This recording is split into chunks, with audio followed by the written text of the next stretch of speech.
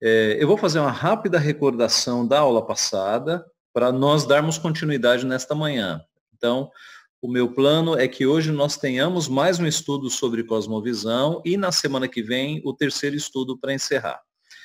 Nós tratamos então de cosmovisão cristã no domingo passado. Vimos algumas definições mais técnicas, né, de livros que são publicados em português, mas basicamente cosmovisão, como indica a palavra cosmos e visão, é uma visão de mundo, a nossa percepção de mundo. Eu usei essa figura aqui que mostra que se os seus óculos forem cor-de-rosa, eles vão ver um mundo cor-de-rosa. Se os seus óculos forem pessimistas, como assim óculos? A sua forma de ver o mundo, as suas convicções, as suas afeições mais interiores. Se elas forem pessimistas, elas vão olhar para o mundo numa perspectiva pessimista. Se elas forem otimistas, também. Então, as nossas afeições mais internas do coração, a nossa fé, aquilo que nós aprendemos durante toda a nossa vida, vai formando, digamos que lentes pelas quais nós observamos e interpretamos todo o mundo. Em termos bem simples, uma cosmovisão é um conjunto de crenças sobre as mais importantes questões da vida, um esquema conceitual pelo qual nós conscientemente ou inconscientemente dispomos ou amoldamos todas as coisas que nós cremos e pela qual nós interpretamos e julgamos a realidade. Então, observe essa palavra. Hoje essa palavra vai ser importante daqui a pouco. Esquema conceitual. Esquema é aquilo que nós temos na nossa mente, tá? Pelo qual nós interpretamos tudo. Nós falamos aqui que as nossas manifestações externas, aquilo que nós falamos sobre política, cultura, dia a dia, são, na verdade, a exposição, a publicação do que nós cremos, né? Como num iceberg, o que nós vemos é uma pequena parte daquilo que está dentro de nós, daquilo que é mais público, daquilo que é mais privado, né? Que são aqui do lado direito, nossos pensamentos, vontade, sentimento, razão e fé, e mais no fundo do nosso ser, o coração. Então, nós gastamos um bom tempo mostrando que na Bíblia, coração não se refere ao músculo que bombeia sangue, ao órgão físico, mas se refere ao elemento central da pessoa, a sede da vida intelectual, afetiva, volitiva, vontade e religiosa do ser humano. Então, nós vimos coração como sede intelectual mais profunda, como sede afetiva, né? Como sede espiritual. Tá? Veja o que Cristo falou, porque onde está o tesouro, aí estará, onde está o teu tesouro, aí estará também o teu coração. Sobre tudo o que se deve guardar, guarda o coração, porque dele procedem as fontes da vida. Então, o nosso coração,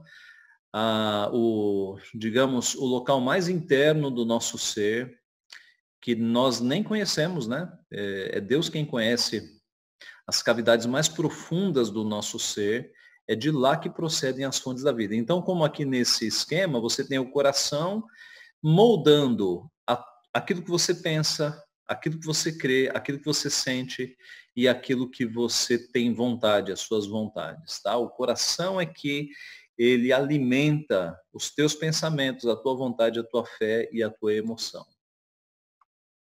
O coração é sempre religioso, ou você ama Deus ou você ama a si próprio, não há meio termo. É nesse contexto que Agostinho tem uma frase que eu gosto muito, que é a seguinte: o caráter moral do homem não está naquilo que ele sabe, mas naquilo que ele ama. Naquilo que ele ama. Tá? Porque é aquilo que nós amamos que vai moldar, na verdade, o que nós sabemos, o que nós sentimos, o que nós cremos. É por isso que não adianta você encher uma pessoa de conteúdo intelectual da Bíblia, porque se o coração dela não for afetado, não adianta nada. Agora, se o coração dela for atingido e ela amar a Deus, aí tudo que ela aprender sobre Deus vai ter uma cor diferente. Tá? E aí a sua fé vai ser uma fé firme. Então Deus quer o nosso coração. Lembre-se de Deuteronômio 6. O grande mandamento é: amarás o Senhor teu Deus de todo o teu coração. Não é tenha conhecimento, é amarás. Tá? Então, é por isso que a Bíblia fala tanto de amor, o amor de Deus revelado, o amor de Deus que atinge os nossos corações. Porque o ponto não é conhecer sobre Deus, é amar a Deus. E aí o conhecimento é uma consequência natural. Tá? Então a gente tem que cuidar do nosso coração com relação a Deus. O saber vem na sequência, o mais importante é o coração. Tá? Há um nível mais profundo do coração que nós não conhecemos, Jeremias. Deus falando por meio dele. Eu, o Senhor, esquadrinho o coração e provo os pensamentos. O salmista, sonda-me, ó Deus, e conhece o meu coração. Prova-me e conhece os meus pensamentos. De forma que do coração é que nós temos aquilo que nós pensamos e a nossa interação com o mundo. E aí nós entramos nas 4 questões fundamentais. De onde viemos, qual é o problema da humanidade, qual é a solução para a humanidade e para onde nós vamos. Vimos aqui o esquema de criação, queda, redenção e consumação, que é justamente a forma destas perguntas, né? De onde nós viemos, qual é o problema da humanidade, qual é a solução da humanidade e para onde nós vamos. E aí analisamos um por um. A criação do ponto de vista da Bíblia, a queda do ponto de vista da Bíblia, a redenção do ponto de vista da Bíblia e a consumação também do ponto de vista da Bíblia, que é o que é real e verdadeiro, né? Todas as outras cosmovisões são incoerentes e são falsas. Então, de onde nós viemos? Deus fez tudo o que existe. Qual é o problema da humanidade? É o pecado. Qual é a solução? É Jesus. E para onde nós vamos? Nós viveremos para sempre com Deus. Fizemos uma tabela aqui de comparação de algumas cosmovisões: evolucionismo, naturalismo, marxismo, panteísmo e o cristianismo. Eu não vou poder repassar, né, porque é bastante conteúdo, e livros para aprofundamento. Vamos para a aula de hoje, então. Versículo conhecido, observe. E não vos conformeis com este século, mas transformai-vos pela renovação da vossa mente, para que experimenteis qual seja a boa, agradável e perfeita vontade de Deus. O que Paulo está falando aqui no comecinho da parte prática da carta aos Romanos? Você se lembra que o estilo de Paulo é sempre este. Ele começa as suas cartas com uma sessão doutrinária e aí depois ele vai para uma sessão prática. No caso de Romanos, a sessão prática começa no capítulo 12. É uma sessão de aplicações. Tá? E no versículo 2 do capítulo 12, ele diz isso: não vos conformeis, não tomem a forma, não vos conformeis com este século, não tomem a fórmula deste século, a forma deste século. A figura que me vem à mente é a seguinte: se você, no congelador da tua geladeira, você tem um fazedor de gelos, uma forminha de gelo quadrada, os gelos vão sair quadrados, né? Mas se você tem uma forminha em formato de coração, por exemplo, a água vai congelar e vai ficar no formato de coração. Quando Paulo diz, não vos conformeis com este século, essa é a ideia. Não tomem a forma deste século, mas transformem-se pela renovação da vossa mente, para que experimenteis qual seja a boa, agradável e perfeita vontade de Deus. Como assim transformar-nos pela renovação da vossa mente? Em outro texto, o apóstolo diz que nós temos a mente de Cristo. Então, é a renovação da nossa mente em Cristo que faz com que nós não assumamos a forma deste século, a cosmovisão deste século. E o que é este século? Será que Paulo estava se referindo apenas ao século dele, né? Ali o primeiro século? Não. Na palavra século que a gente vai focar nesse estudo. Tá? A palavra século, no grego, ela tem a ver com esquema. Não vos conformeis com o esquema deste mundo, com o sistema de ideias deste mundo. Essa é a ideia. Tá? Não é século aqui no sentido de 100 anos, sentido cronológico, mas é século no sentido de sistema de ideias. A palavra grega aponta para o esquema. Não se conformem com o esquema deste mundo, tá? querendo dizer um sistema de ideias. Então, observe, quando Paulo escreveu essa carta para os nossos irmãos em Roma, o mundo tinha um sistema próprio de ideias. Mas cá estamos nós. O mundo hoje tem um outro esquema, tem um outro sistema de ideias.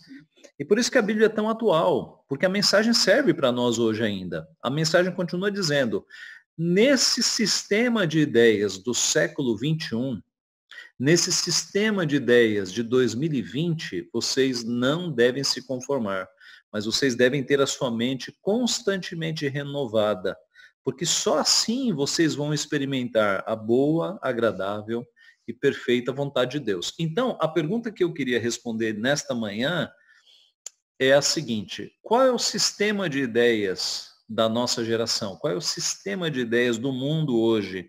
Qual é o esquema de ideias que nós vivemos? Então, o ponto é, entendendo este século, né? Considerando o século não como 100 anos, mas como um sistema de ideias que atinge a nossa geração. Então eu trouxe aqui as principais cosmovisões que existem, tá? A gente vai gastar um tempo analisando e percebendo as principais cosmovisões que já apareceram na história da humanidade. E na aula que vem, o meu plano é nós focarmos na chamada pós-modernidade, tá? Então no finalzinho da aula eu vou fazer um comparativo, vamos entrar um pouquinho em pós-modernidade, mas na aula que vem é que a gente vai estudar a pós-modernidade a fundo. Então começamos com o teísmo cristão, que é o que nós defendemos, tá? É a nossa cosmovisão. É a visão de Deus que é transcendente e imanente. O que é isso? Nós temos um Deus que ele não faz parte da criação, ele é o Criador, ele não é criatura, ele é Criador, mas ele não é um Deus distante, ele é um Deus imanente, ele é um Deus que está conosco. E ele encarnou-se, ele assumiu a nossa natureza em Cristo Jesus. Então, transcendente essa ideia de que é um Deus que não é criatura, é um Deus que não é um de nós, ele criou todas as coisas, e imanente é o aspecto de que ele está conosco. Ele é Emmanuel, Deus conosco, encarnou-se em Cristo Jesus, assumiu a nossa natureza humana. É um Deus pessoal que se relaciona conosco, não é um Deus distante, que fez o mundo e o abandonou. É um Deus infinito que cria, sustenta e controla o mundo. Este Deus se fez conhecido pessoalmente em Jesus Cristo, é um Deus que se relaciona. É através da sua morte, ressurreição e ascensão como Rei do Universo que a humanidade, feita à imagem de Deus, é redimida da sua sentença de morte por rejeitar a Deus e recebe a vida eterna. Seria mais preciso que eu dissesse aqui que o povo de Deus, né, é redimido, mas a ideia é que ele morreu para todos os povos, tá? E aqueles que são do seu povo serão redimidos. Existem dois grupos quando a gente fala em teísmo cristão. Um crê que o homem é salvo somente pela fé em Jesus e o outro pela fé em Jesus e por fazer boas obras. Então aqui nós temos a grande divisão do cristianismo entre romanistas e protestantes, tá? Ou entre monergistas e sinergistas. A ideia protestante bíblica de que nós não podemos fazer nada para alcançar a salvação. Mas há a ideia católica de que você é salvo por Jesus, mas você faz boas obras também. Tá? Tudo isso está dentro deste pacote que é o teísmo cristão. A Vivian me perguntou aqui por que teísmo? É por causa da palavra theos, que é Deus. Tá? Então, theos, Deus, e daí criaram teísmo, a ideia da crença em um só Deus. Daqui a pouco eu vou soltar o slide com o politeísmo, que foi uma crença de vários deuses. Nós cremos num Deus só.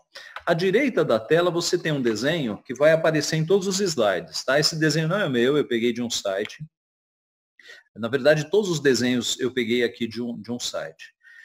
E esse desenho vai ter sempre três símbolos. Uma coroa, que representa a divindade, um globo azul, que representa o mundo, tá?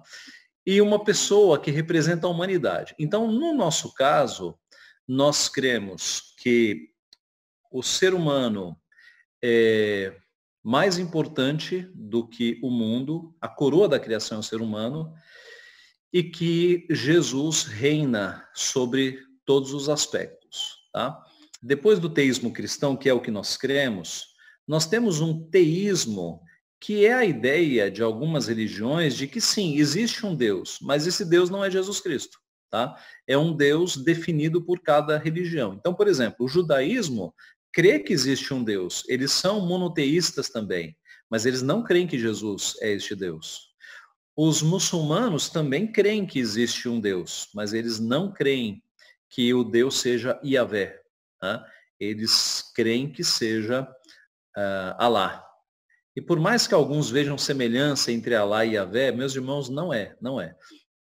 Tá? Estão falando, é um Deus falso, o Deus que eles creem. Então, teísmo vem da palavra grega theos, que significa Deus, e então é literalmente a visão de que Deus existe, um só Deus. Enquanto essa visão tem sido sustentada por milhares de anos, o termo é bastante recente. O termo apenas, né? A visão é mais antiga. E o termo é frequentemente usado em oposição ao ateísmo, que nós vamos ver daqui a pouco. Então, definido amplamente, o teísmo é a crença que Deus é um ser completamente transcendente, separado do mundo, impessoal, e é o último ponto de referência que dá sentido ao mundo. Essa visão do mundo é sustentada, por exemplo, por muçulmanos. Você deve ter notado aqui que no teísmo, sem assumir que Cristo é o rei, você tem algo mais impessoal, tá? Por exemplo, entre os muçulmanos, é um Deus que se revela por meio de profetas, do profeta Alá, na verdade, do profeta Maomé, na verdade, né? Mas o teísmo, ele não prega uma pessoalidade. Essa ideia de um Deus pessoal é uma ideia que nós temos na palavra de Deus, né? Não é uma ideia das outras cosmovisões. Durante séculos, nós temos também o politeísmo. Observaram aqui no desenho, né, a ideia de algumas divindades, literalmente muitos deuses, muito difundido no mundo antigo, principalmente nos impérios egípcio, grego e romano. Então você deve se lembrar, e isso a Bíblia mostra, né? Quando Moisés é enviado por Deus para o Egito para livrar o povo seu do cativeiro egípcio, aquelas pragas que Deus manda, cada uma das pragas tinha relação com um deus do panteão egípcio. Tá? Então, a primeira praga é o rio Nilo tendo as águas transformadas em sangue. Dentro da religião egípcia e dentro da cosmovisão, eles criam que havia um Deus que cuidava do rio Nilo. Havia um Deus que cuidava dos répteis, por isso a praga das rãs, e assim por diante. Cada praga que acontece ali era Deus desbaratando os deuses falsos do Egito. Tá? Note, o objetivo de Deus, primeiro, não foi apenas tirar o seu povo do Egito, porque se Deus simplesmente quisesse tirar o povo do Egito, ele amolecia o coração de Faraó. Não precisava de praga, não precisava de nada, e o povo seria liberto. Mas por que Deus endureceu o coração de Faraó? Justamente para que cada uma das pragas mostrasse o poder de Deus sobre os deuses falsos do Egito. E, por fim, desbaratando a última noção de Deus que eles tinham. Eles criam que o próprio Faraó era um semideus. E aí o que Deus faz? Ele toca nos filhos mais velhos, lembra-se da última praga, né? A morte dos primogênitos, incluindo o filho de Faraó, mostrando que Faraó não era Deus, ele não conseguiu proteger nem o próprio filho. Percebe? Então, no Egito você tinha politeísmo, no mundo grego também, né? O panteão de deuses gregos é bastante conhecido e é bastante profano, né? São deuses que sentem inveja, que sentem ciúme, um Deus que mata o outro, é uma bagunça. Por quê? Porque são projeções, na verdade, de relacionamentos humanos transformados em divinos. Ou, em outras palavras, os homens constroem deuses à sua imagem e semelhança, deuses com pecados, com moral baixa. Tá? No politeísmo, as forças sobrenaturais que existem são personificadas em cada família cósmica. Cada membro da família divina é usado para explicar fenômenos naturais que ocorrem no mundo e para estabelecer o papel da cultura no universo. Então você tem Deus trovão, Deus dos mares, você tem as forças personificadas, né? O Deus da morte, né? Forças sobrenaturais também. Há uma, digamos, uma criatividade pecaminosa em construir deuses para explicar forças sobrenaturais e forças naturais. Esses deuses frequentemente são imprevisíveis e instáveis. Essa crença continua hoje na Índia, no hinduísmo, na Ásia e nas religiões tribais da África e nativas na América. Então ainda é comum, né, você atribuir alguns fenômenos da natureza a divindades. Isso ainda é comum em algumas regiões da África e na Índia, como nós acabamos de ver. Cada um é livre para adorar o Deus que escolher, da forma que desejar. Porém, tal flexibilidade e falta de prestação de contas deixa os seguidores frequentemente vivendo as suas vidas de acordo com os caprichos dos deuses, sem senso de propósito ou esperança eterna. Então, como num sistema politeísta você geralmente não tem um código de leis de como o povo deve viver, o povo vive na base da troca com o seu Deus, né? Então, se alguém está doente, oferece-se sacrifícios ao Deus que cura. Se é preciso vencer uma batalha, oferecem-se sacrifícios para o Deus das batalhas, e assim por diante. É sempre uma relação de troca, né? Você oferece sacrifícios para um Deus que vai te proporcionar alguma coisa. No período bíblico, você deve se lembrar de algumas pregações lá da igreja, a ideia de oferecer um dos filhos para Moloque, a fim de que Moloque ofereça prosperidade, né? Isso nós temos nas páginas da Bíblia. Alguns reis, especialmente do reinado do norte, fizeram isso, né? Eles ofereceram os próprios filhos ao fogo para que obtivessem prosperidade financeira e poder e assim por diante. No romanismo, você também tem esse tipo de coisa, né? De você escolher um santo para uma causa específica. Por quê? Porque o romanismo acabou copiando um bocado de coisas do paganismo para concorrer com o paganismo. A própria adoração a Maria, né? Você não tem adoração a Maria na Bíblia. Por que o catolicismo elegeu Maria como a sua deusa? Para rivalizar com as religiões pagãs que sempre tiveram mulheres sendo adoradas. Então, o romanismo elegeu Maria a essa condição para, digamos, ter ali uma concorrência, né? O fato é que na Bíblia só há um Deus, e esse Deus encarnou-se, sendo então Jesus Cristo, é um Deus trino, né?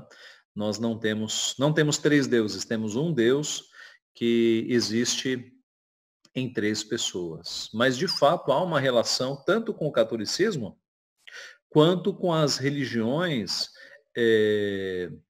de matriz africana, né? Ou as religiões espíritas, quando você tem lá também algumas entidades que são específicas para alguma causa, tá?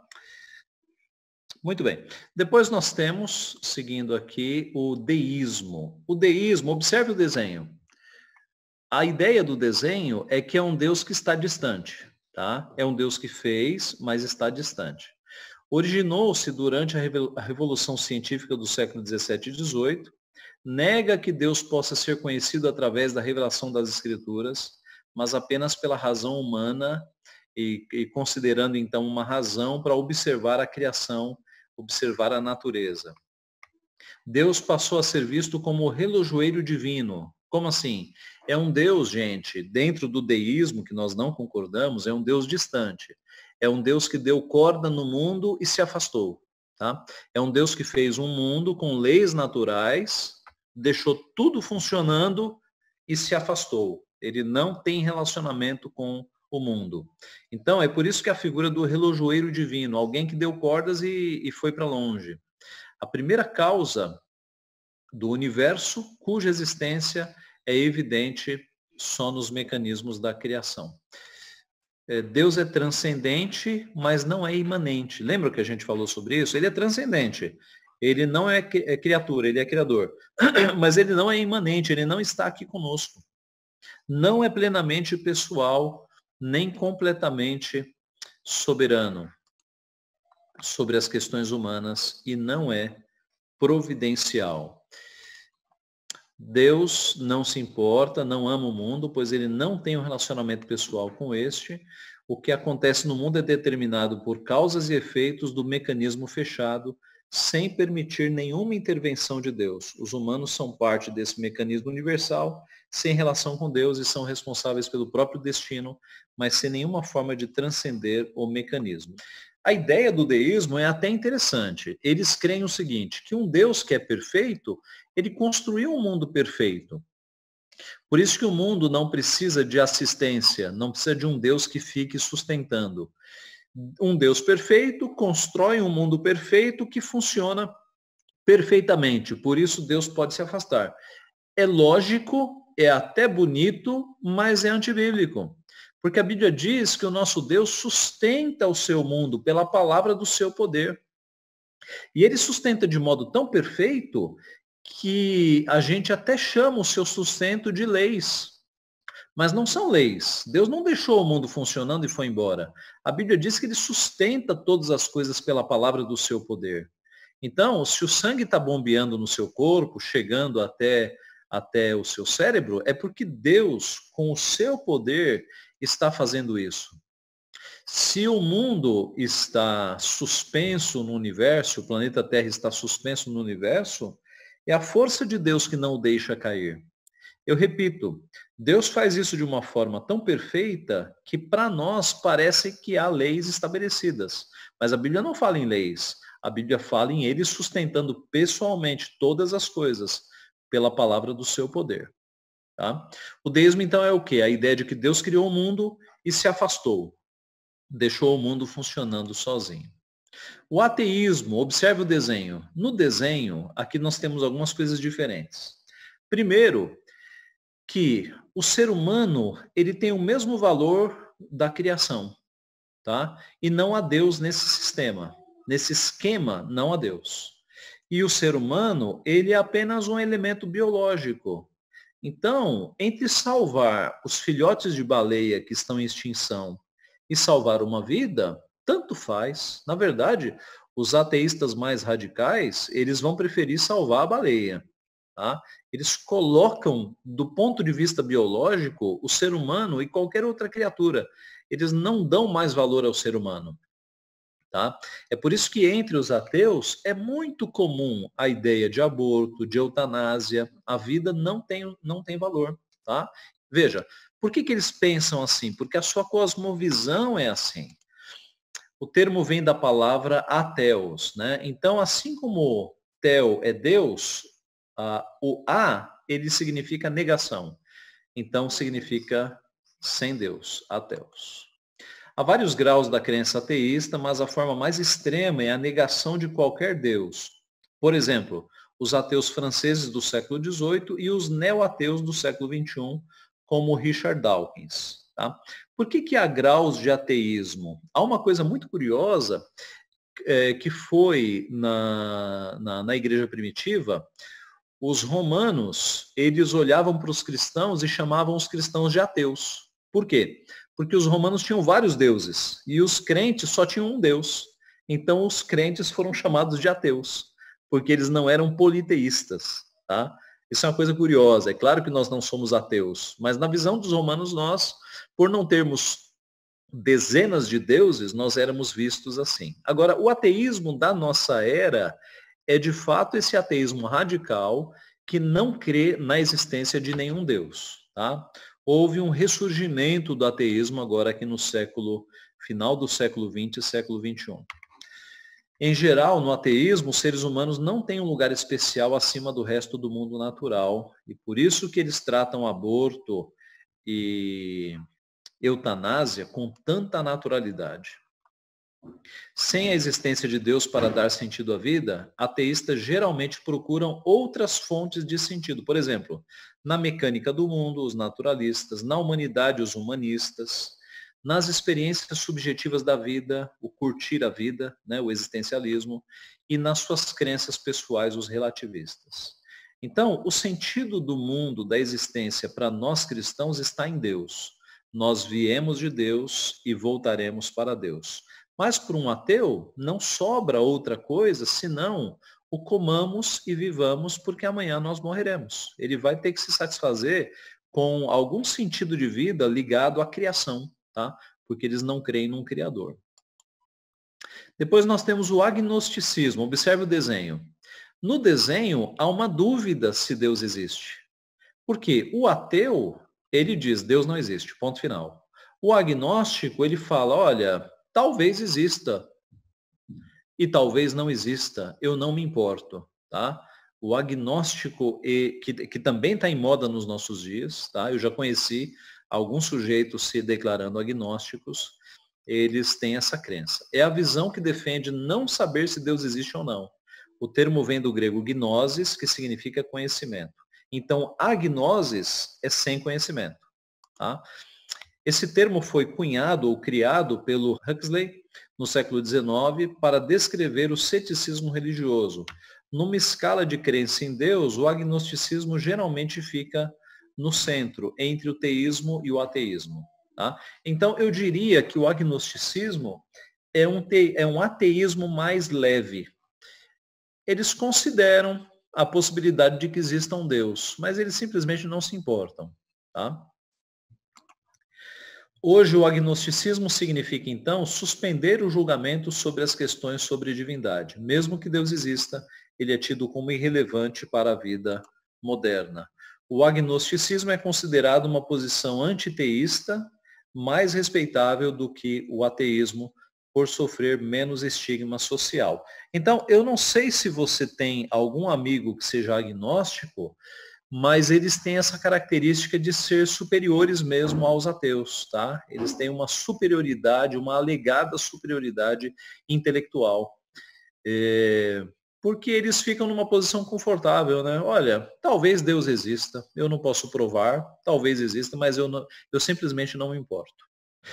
Eu não sei se vocês perceberam a diferença. O ateu é radical, não existe Deus e ponto final. O ateu é militante. O ateu, ele passa a vida inteira brigando que Deus não existe. A gente até brinca o seguinte: se você não acredita no unicórnio cor-de-rosa, você não vai passar a vida escrevendo livros contra o unicórnio cor-de-rosa, entendeu? Você simplesmente deixa para lá. Mas os ateus, eles são tão religiosos e tão militantes que eles passam a vida inteira brigando, querendo provar que Deus não existe. Alguém já disse, se eu não me engano, foi o Charles Hodge, na sua sistemática, de que no fundo não existe ateísmo. Tá? Existe, na verdade, uma revolta contra Deus. A maioria dos ateus são pessoas que têm alguma mágoa contra Deus. Geralmente a mãe morreu de câncer, o pai foi assassinado, e aí a pessoa se revolta contra Deus e diz, Deus não existe. Porque senão ele não teria deixado minha mãe morrer de câncer. Na verdade, isso esconde um orgulho muito grande, né? Porque por que só a mãe dos outros pode morrer de câncer e a minha não pode?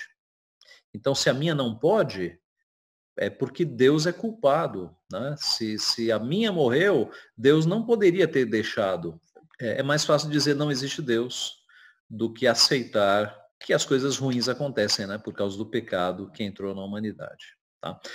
Mas o agnóstico, digamos que ele tem uma posição mais confortável. Ele coloca em dúvida, para ele simplesmente não interessa, mas ele foge do estigma social, que hoje nem é mais tão frequente, né? No passado era mais grave alguém se dizer ateu, hoje nem é tanto.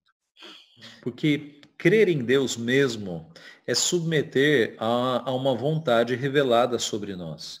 E aí, se a pessoa quer viver na imoralidade, se ela quer viver do jeito que ela quer viver, é mais fácil para a sua consciência dizer, não, não existe Deus e não existe nada. Não existe, não existe lei moral sobre mim. É o que muitas pessoas usam para justificar a sua vida de imoralidade, de vícios. Não, eu creio que não existe essas leis sobre mim, Deus não existe, isso é bastante confortável. Tá? Muito bem. E aí você tem essa corrente relativamente nova, que é o apateísmo. Observe aqui no desenho que é uma ideia de separação mesmo, né? É a junção das palavras apatia com teísmo. Essa visão do mundo é a mais recente, começou agora no século XXI, pelo menos quanto à sua articulação. Também é conhecido como ateísmo prático ou pragmático. É caracterizado por uma visão apática de Deus que inclui a questão da existência. Então, apateístas não se importam com Deus e se ele existe ou não, pois eles acreditam que Deus não mostrou qualquer evidência de se importar conosco. Uma vez que Deus não se importa conosco, ele não se importa com o que nós fazemos, o que deixa o apateísta livre para não se importar com o que os outros fazem ou no que acreditam. Então é muito parecido com o gnosticismo, né? Mas é simplesmente uma posição de eu não me importo e carrega uma mágoa também, né? A ideia de que Deus não se importa, o mal existe, Deus não faz nada, então eu não me importo com Deus também. Tá? É o chamado apateísmo ou ateísmo não tão intelectual quanto o primeiro, mas é um ateísmo mais prático. Agora, outra visão, naturalismo. Observe o desenho. No desenho você não tem a figura de divindade e você tem a natureza no mesmo nível aqui do ser humano. No naturalismo, o Deus do teísmo, que foi reduzido a um criador impessoal no deísmo, é ainda mais reduzido. Então, no naturalismo, Deus é ainda mais reduzido, agora para fora da existência e completamente substituído pela razão. O naturalismo diz que a matéria que existe eternamente é tudo o que existe. O cosmos, como um sistema fechado de causa e efeito, é governado por leis naturais. O naturalismo, gente, é desse campo que brota o darwinismo, o evolucionismo, tá? É do naturalismo. É uma ideia de que não existe sobrenatural. Tudo é natural, tudo tem a ver com a razão humana. Não existe nenhum elemento sobrenatural, não existe Deus. O naturalista olha para o mundo e ignora completamente qualquer evidência de sobrenatural. Ele crê apenas naquilo que pode ser provado pela razão. Tá?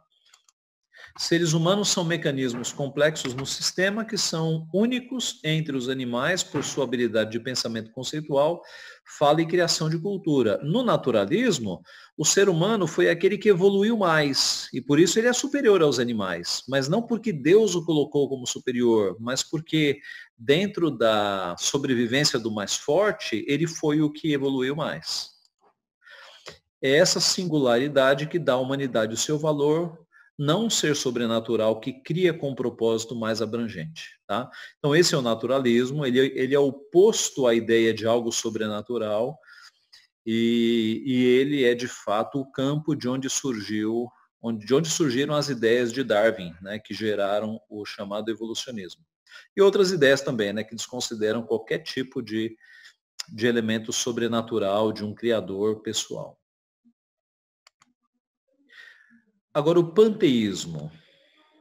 Essa visão que significa literalmente tudo é Deus, porque pan é tudo em grego e teísmo Deus. Foi cunhada ou criada primeiramente no século XVIII. É a visão comum entre as religiões monísticas orientais. A ideia monística é de uma criação única, né? de um ser, de um espírito único. Deus é visto como imanente em toda a substância do mundo, portanto onipresente, existindo como uma força impessoal que gera vida ao mundo. Deus não é visto como transcendente, Deus não é visto como criador. Na verdade, para o panteísmo, Tudo é Deus. A árvore é Deus, a barata é Deus, o ser humano é Deus. Deus está em tudo. Uma vez que o mundo é Deus, então tudo no mundo é, em algum sentido, divino. Tá? Esse é o panteísmo. O panteísmo, eu diria que foi ressuscitado no final do século passado com a ideia da nova era, né? A New Age, que trazia esse elemento de que tudo é divino e nós devemos criar uma consciência cósmica, nós somos uma aldeia global e todos nós devemos pensar a mesma coisa. Nós não podemos matar animais porque animais são divinos.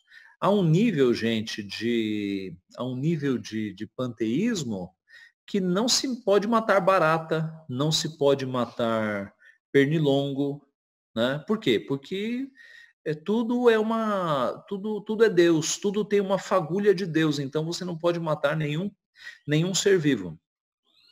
Então, a figura aqui mostra que Deus, na verdade, ele está misturado na criação, tá? De forma que tudo é Deus, a criação é Deus, a própria criação é Deus. Não há separação entre criador e criatura, só há criação e tudo é Deus, na verdade. Você tem uma variação que é o panenteísmo. Literalmente, tudo está em Deus. É diferente do panteísmo. No panteísmo, Deus é tudo. No panenteísmo, tudo está em Deus. Então, a criação, os seres humanos, tudo estão em Deus. Essa visão é mais nova, século XIX e XX. Apesar de não ser comum, ainda é sustentada principalmente por alguns hindus. Afirma que tudo que existe no mundo, incluindo a humanidade, existe como uma parte de Deus. Essa visão é a tentativa de combinar os pontos fortes do teísmo com o panteísmo, é um meio termo. E uma vez que o mundo é uma parte de Deus, tudo o que acontece no mundo afeta Deus e o muda. E, portanto, muda também o conhecimento de Deus sobre o mundo. Deus é independente de qualquer evento particular que acontece no mundo, mas ainda precisa do mundo para existir. Então, nesse sistema, todas as coisas estão em Deus e Deus, na verdade, ele acaba sofrendo mutação de acordo com a humanidade. Tá? Tudo é uma parte de Deus. Você tem também a cosmovisão do niilismo. Observe o desenho. Por que o desenho é vazio? Porque o termo niilismo vem do latim nihil, que significa nada. O termo foi popularizado no século XIX na Rússia. O niilismo é a negação de tudo. Deus, filosofia, conhecimento, moralidade, valores, até mesmo a realidade da própria existência. Por isso o nosso desenho é uma caixa vazia. Tá? Então, para o niilista, nada existe na verdade. Toda verdade religiosa e moral é vista como completamente irracional. O niilismo é a negação de tudo, onde nada tem nenhum sentido e, portanto, onde tudo é permitido. Para os niilistas, os seres humanos são apenas máquinas conscientes, sem habilidade de fazer qualquer coisa efetiva ou significativa na vida. Então, para o niilista, não existe sentido em nada. Nós somos apenas um acidente cósmico e vivemos essa vida sem nenhum valor, sem nenhum propósito. Não existem realidades sobrenaturais. Na verdade, é a negação de tudo. Tá? O niilista é extremamente pessimista. Né? Ele observa o mundo como um simples acidente. E isso dá a ele uma condição de que, se não existem leis morais, eu posso fazer o que eu quiser da minha vida. Tá? Essa é uma visão que não está morta, viu? Que existe. Quando foram lançados, eu não sei quem assistiu Matrix, o 2 e o 3, muitas críticas acusaram o Matrix 2 e 3 de uma versão de niilismo, tá? De nada existe, tudo é uma projeção, não existem valores. O Matrix 1 não, né? O Matrix 1 há até umas comparações interessantes com o cristianismo. Tá? Uns paralelos bem interessantes. mas o 2 e o 3 têm uma vertente mais nihilista, de falta de valores, de falta de propósito, né, de uma humanidade caminhando para lugar nenhum, sem nenhum propósito objetivo, nada de valor existe. O existencialismo, no existencialismo, o importante é aquilo que você faz. Não existe Deus, não existe supremacia humana, o que importa é aquilo que você faz. O existencialismo, no começo do século XIX, é uma tentativa de transcender o niilismo. Esta visão não busca por sentido no mundo objetivo, como o naturalismo faz, mas busca na autoconsciência subjetiva dos indivíduos. O mundo objetivo é visto como absurdo, especialmente à luz do sofrimento e da morte, que são parte dessa vida. Uma vez que não há Deus, são as pessoas que estão em total controle das suas vidas e que determinam quem são. Por isso essa mão aqui, tá, gente? É a ideia do que aquilo que a gente faz, na verdade, é o que importa. Para ter algum sentido, temos que aprender a amar a vida. Todo bem que uma pessoa faz é meramente o que ela escolhe fazer. O mal, portanto, é não escolher, mas simplesmente fazer o que os outros fazem. E veja que é o oposto ao niilismo, né? O niilismo é não existir, o existencialismo é existir. Mas como não existe Deus e como não existem leis morais, então o importante é aproveitar a vida. É o carpe diem, né? É o curta o dia. É o comamos e vivamos porque amanhã nós morreremos. Nós temos que aproveitar o máximo deste mundo, o máximo da nossa existência, porque acabada a existência, não tem mais nada. Tá? Então o existencialismo foi muito popular e muitas pessoas vivem assim, né? Sem nem conhecer o termo. A ideia de que eu tenho que aproveitar ao máximo essa vida porque é tudo que eu tenho, depois dela não virá nada. O humanismo. O desenho do humanismo é o seguinte, não tem divindade e as pessoas são importantes, tá? As pessoas são importantes. O humanismo originou-se na Grécia Antiga e pode ser resumido na frase de Protágoras: o homem é a medida de todas as coisas.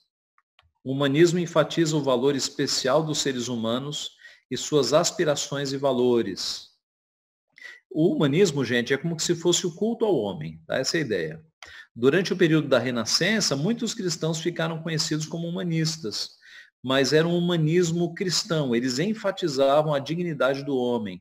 Porém, eles não enfatizavam isso em oposição a Deus, pois eles criam que nós fomos feitos unicamente à imagem de Deus. Os humanistas que rejeitam a existência de Deus enquanto sustentam o valor da humanidade ficaram conhecidos como humanistas seculares. Um exemplo foi Karl Marx, no século XIX, que afirmou que o homem é o ser supremo para o homem. A questão é a seguinte, como é que um cristão pode ser cristão e humanista ao mesmo tempo? Porque a Renascença, ela resgatou o valor do ser humano que havia sido perdido no catolicismo, né?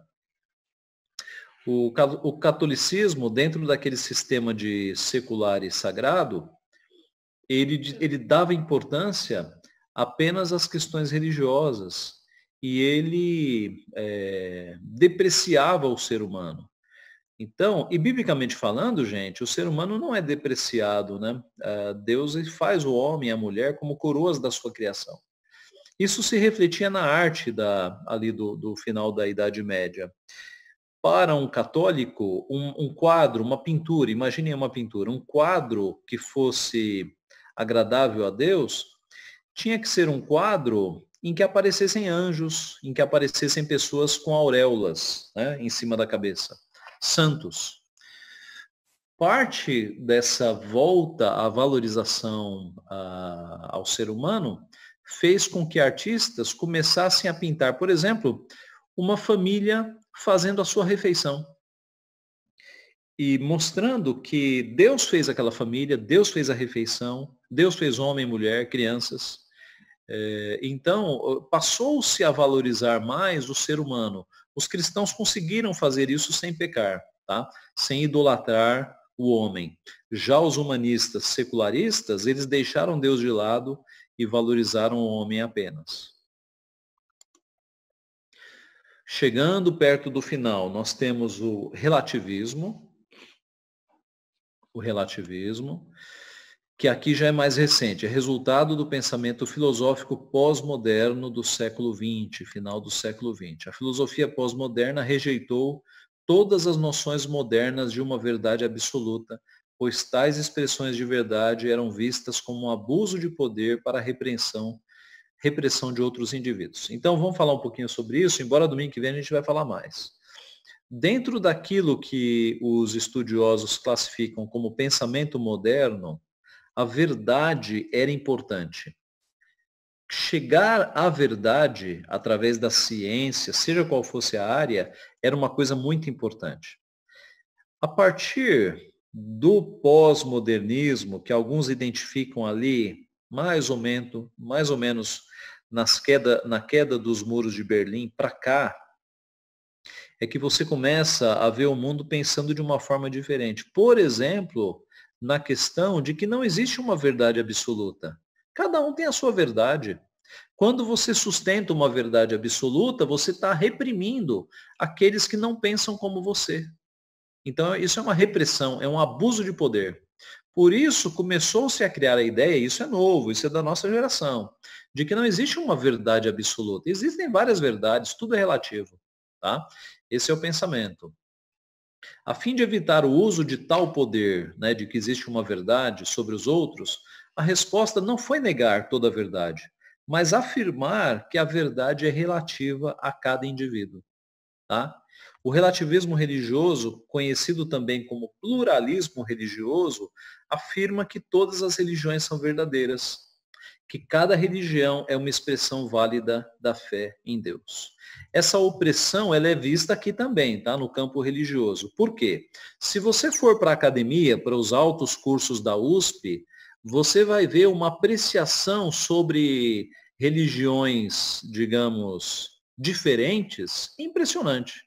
Então, você vai ter estudos hinduístas, estudos do budismo, tudo é tolerado.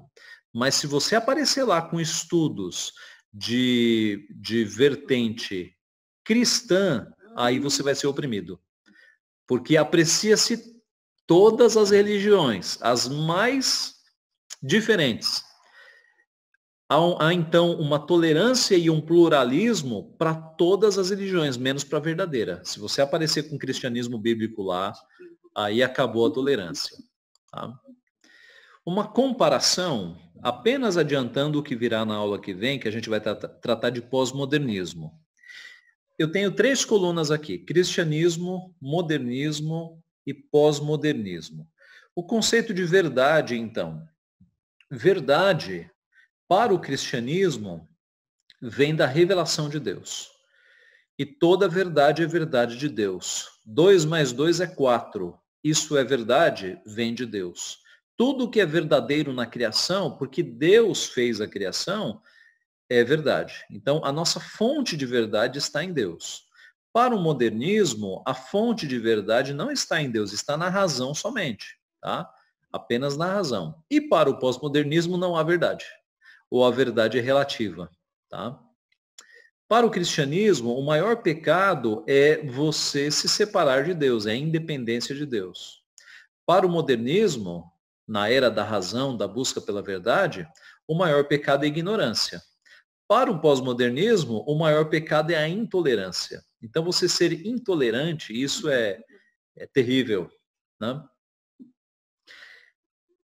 A questão da ética. Ética, gente, é o modo de viver, tá? Pode traduzir aí, modo de viver. Para o cristianismo, nós temos uma autoridade moral, nós temos Deus dizendo, vocês devem viver assim. Para o modernismo, é uma escolha individual.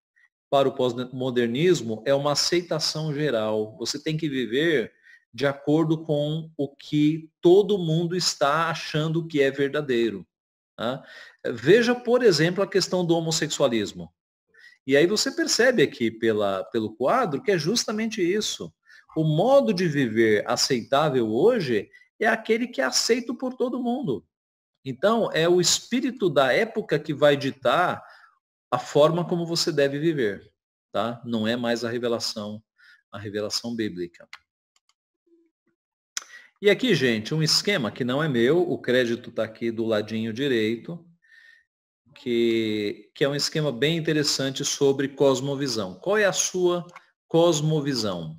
Tá? Não vai dar para a gente ver esse quadro todo, mas vamos seguir aqui pelo menos uma. Então, aqui no lado superior esquerdo, comece aqui. Deus existe. Sim ou não sei ou não importa. Vamos no sim. Existe mais de um Deus. Sim ou não? Não.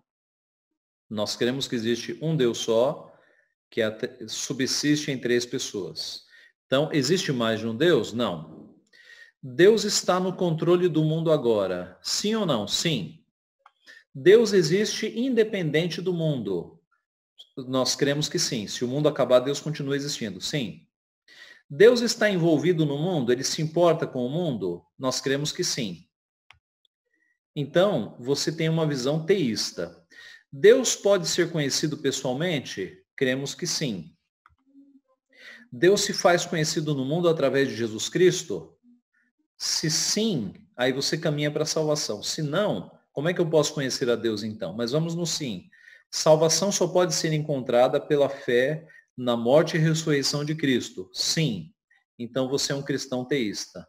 Se não, a pergunta é, como é que você pode ser salvo então? Tá? Vamos voltar aqui no começo. Deus existe? Não. Então você é ateísta. Sentido, algum sentido pode ser encontrado no mundo? Não importa. Então você é um apateísta. Algum sentido pode ser encontrado no mundo? Não. Então você é um nihilista. Algum sentido pode ser encontrado no mundo? Não sei. Então você é um agnóstico, tá? Tá escrito errado aqui, mas é agnóstico, tá? Algum sentido pode ser encontrado no mundo, mesmo sendo ateísta? Sim. Esse sentido pode ser encontrado na experiência? Sim. Então você é um existencialista. Esse sentido pode ser encontrado na existência, na experiência? Não. Esse sentido pode ser encontrado na humanidade? Se sim, você é um humanista. Se não, esse sentido pode ser encontrado na natureza? Sim, você é um naturalista. Não. Esse sentido pode ser encontrado por cada indivíduo? Se sim, você é um relativista. Se não, a pergunta, onde é que ele pode ser encontrado? Tá? Perceberam, gente? É uma tabelinha depois que você pode fazer com calma. Eu vou mandar depois essa imagem para vocês, tá? Mas ela cobre aqui ateísmo, niilismo, apateísmo, agnosticismo, humanismo, naturalismo, relativismo, cristianismo teísta, tudo que a gente viu hoje. Panteísmo, panenteísmo, aqui. Né? Veja aqui para a gente chegar no panenteísmo. Deixa eu ver o caminho que foi percorrido. Por aqui, ó. Deus existe independente do mundo? Não. Deus está em tudo no mundo? Se sim, panteísta. Se não, o mundo é uma parte de Deus? Se sim, panenteísta. Tá? Deus está em tudo? Panteísmo. O mundo é uma parte de Deus? Panenteísmo. Ok? Depois eu mando a imagem, vocês podem se divertir. Eu encerro com um versículo e uma citação. Porque as armas da nossa milícia não são carnais, e sim poderosas em Deus para destruir fortalezas, anulando nossos sofismas e toda altivez que se levante contra o conhecimento de Deus, e levando cativo todo pensamento à obediência de Cristo. Esse versículo é muito interessante. Primeiro, porque ele fala que as armas da nossa milícia ou do nosso exército não são carnais, mas são poderosas em Deus para destruir fortalezas, anulando sofismas. Sofisma, gente, é um raciocínio enganoso, tá? E toda altivez que se levante contra o conhecimento de Deus, levando cativo todo pensamento à obediência de Cristo. Nós vimos que os nossos pensamentos são fruto do nosso coração, daquilo que nós amamos. Então, se nós amamos a Deus, nós vamos ser instruídos na palavra de Deus. E a nossa visão de mundo, ela será uma visão que glorifica a Deus. Um outro aspecto, gente, é que se você olhar para o mundo, você vai perceber que as ideias governam o mundo. Né? Suba para os conflitos entre países. China, Estados Unidos, União Soviética, Irã, Iraque, todos têm os seus conjuntos de ideias que motivam seus atos. Tá? São cosmovisões em conflito. São cosmovisões em guerra. No fundo, são as cosmovisões que vão guerreando e sendo, digamos, extrapoladas e concretizadas, às vezes em conflitos armados. Mas tudo tem a ver com a cosmovisão. Tá? Se você mudar o pensamento da pessoa, na verdade, se Deus mudar o coração da pessoa e o coração mudar o pensamento, a pessoa muda de vida. Um país muda de vida, na verdade. Então, a base dos conflitos mundiais estão nas ideias, em cosmovisões que são diferentes. E Cristo nos ordena a levarmos os nossos pensamentos cativos à obediência de Cristo. Tá? Em Cristo é que, de fato, os nossos pensamentos devem repousar. E eu termino com uma citação do livro A Visão Transformadora, que nós usamos na aula passada, do Walsh e Middleton, dois autores, que ele diz assim: o que faz da comunidade cristã, o que faz uma comunidade ser cristã, é a sua adoração. Uma comunidade radical destrói a cultura dominante porque cultua, serve e ora a um Deus diferente. Sua adoração determina o padrão para toda a sua vida. Em vez de se conformar ao mundo, é uma comunidade sendo transformada pela renovação de sua mente comunitária, sua cosmovisão. Em consequência, sua adoração não é relegada apenas a atividades litúrgicas, no domingo na igreja, mas oferece toda a sua vida a Deus como uma oferta sacrificial. Esse é o ponto de vista de Romanos 12, 1 e 2. Nisso está a essência de um testemunho cultural cristão em uma sociedade em declínio. Então, o que os autores estão querendo dizer aqui, meus irmãos? É que a nossa adoração, a expressão do nosso coração ao nosso Deus, que muda e molda os nossos pensamentos, é que faz com que uma igreja seja de fato forte. Né? Tudo começa na nossa adoração ao Deus verdadeiro, a um amor com toda a nossa alma a esse Deus verdadeiro. E isso não acontece apenas no domingo, né? Mas acontece na nossa vida. Então, se o nosso coração foi transformado e, por consequência, a nossa visão de mundo foi transformada, isso vai ter que extravasar o nosso ser e atingir as pessoas que estão ao nosso redor. Uma mudança de uma cultura, de um bairro, de uma cidade, começa então a partir desta cosmovisão cristã, desses princípios novos, redimindo as pessoas que estão ao nosso redor. Tá? Então é por isso que nós cristãos, que temos um amor especial para com Deus, que andamos na sua palavra, que olhamos para o mundo, não de uma maneira nem otimista nem pessimista, mas de uma maneira realista, nós devemos pregar o evangelho, porque isso é libertador. Né? Há pessoas que estão escravizadas em uma cosmovisão que é falsa, e elas estão agindo e vivendo de acordo com essa cosmovisão. Quando nós mostramos a Bíblia, o amor a Deus, e tudo que isso influencia e proporciona, aí sim há esperança de restauração, né, de mudança em todas as esferas da nossa sociedade. Que Deus nos abençoe então, meus irmãos. O que nós vimos hoje foi o seguinte: nós não devemos nos conformar com este século. E o que é este século? Qual é o esquema de ideias do mundo? É isso que nós apresentamos. Nós cobrimos aqui, talvez, quase todas, eu não me lembro de alguma cosmovisão que tenha ficado de fora, tá? Eu creio que nós cobrimos aqui, se não todas, quase todas as formas de ver e se relacionar com o mundo, com a criação e com Deus. Que Deus nos abençoe então, que nós não nos conformemos a estas formas, mas que nós tenhamos a nossa mente renovada a cada dia e extravasemos isso para as pessoas que estão ao nosso redor.